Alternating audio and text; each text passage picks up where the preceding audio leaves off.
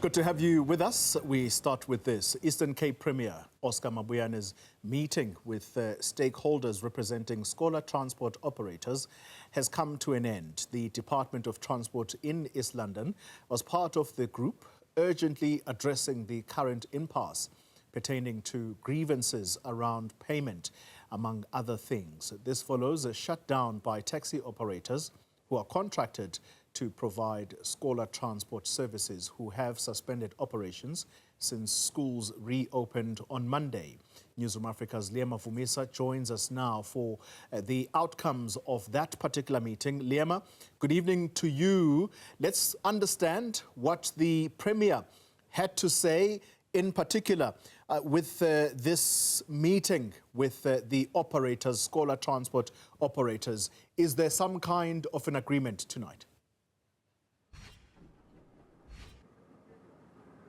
Certainly, Chloe. Well, it seems that there is, in fact, light at the end of the tunnel, especially pertaining to that 2 days worth of a shutdown that was, planned by the different taxi operators and also the bus operators, all forming a, united group of the scholar transport operators within the province of the Eastern Cape.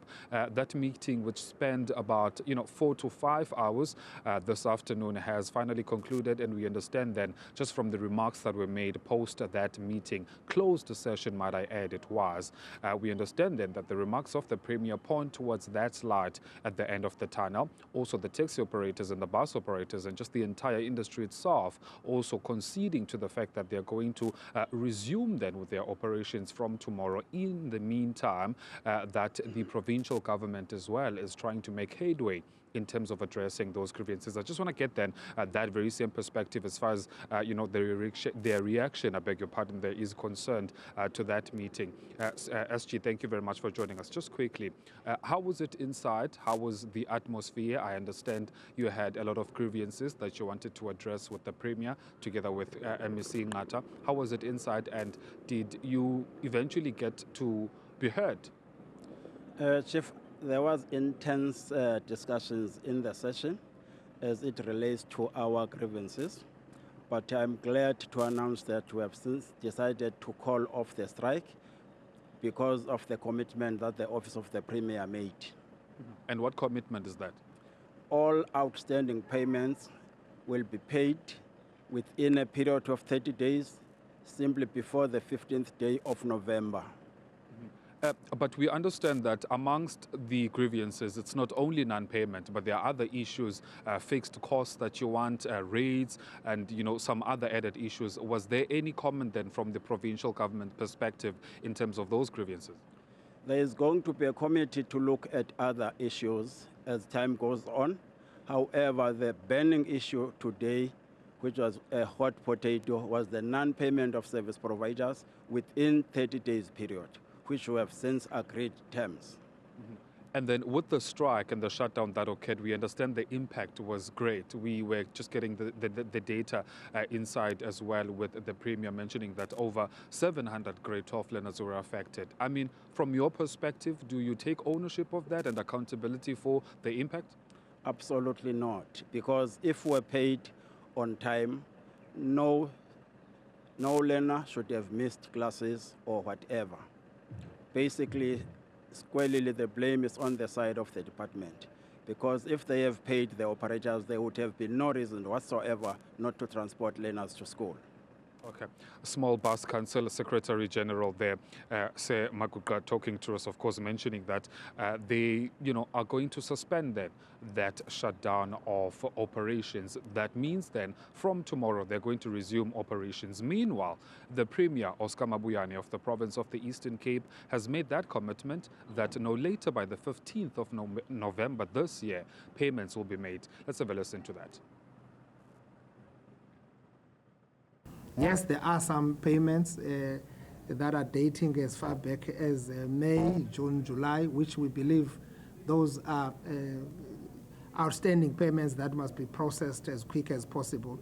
And we believe with the work that we've done today with the officials as well as the leadership, we should be able to do this kind of work by 15th of November, clearing out almost all the outstanding payments that should have been paid. So, scholar transport issues aside for a moment, Liyema, the Fort Hare University has seen a number of its buildings being torched. Was there a chance to ask the Premier as to what the situation is right now and just his reaction to the chaos that erupted? Certainly, Koli. Well, I should confess that with some of the colleagues from the media, we did in fact try to make up a plan of consolidating ourselves and trying to pose that question, even though the actual theme for this particular meeting was not concerning that. And well, we got our answer. The Premier of the province condemning those acts that occurred at the Fort Hare University. In fact, even going as far as mentioning that an authoritarian person, or rather the Vice-Chancellor himself, or any leader of an institution ought to engage all the relevant stakeholders and not only just focus on the university's council or the leadership or the executive committee of the institution, but engage all relevant stakeholders. You'd know then that those very same remarks come just on the backdrop of some wide speculation that has been made in various platforms insinuating that the Vice-Chancellor is not wanting to listen to the perspective of the students. But in fact, we are now hearing that the Premier himself is quite aware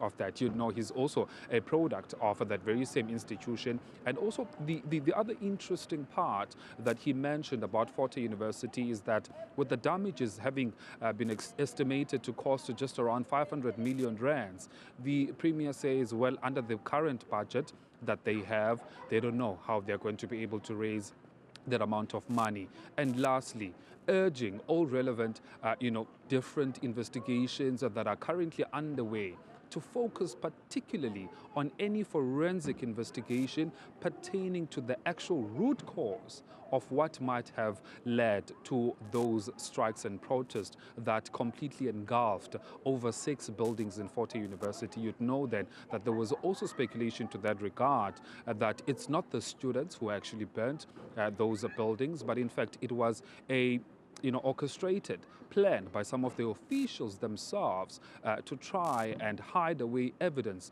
that might be requested by the SIU as they are investigating corruption cases against some of those qualifications that were occupied, or rather that were gotten by some of the politicians in the province and even nationally.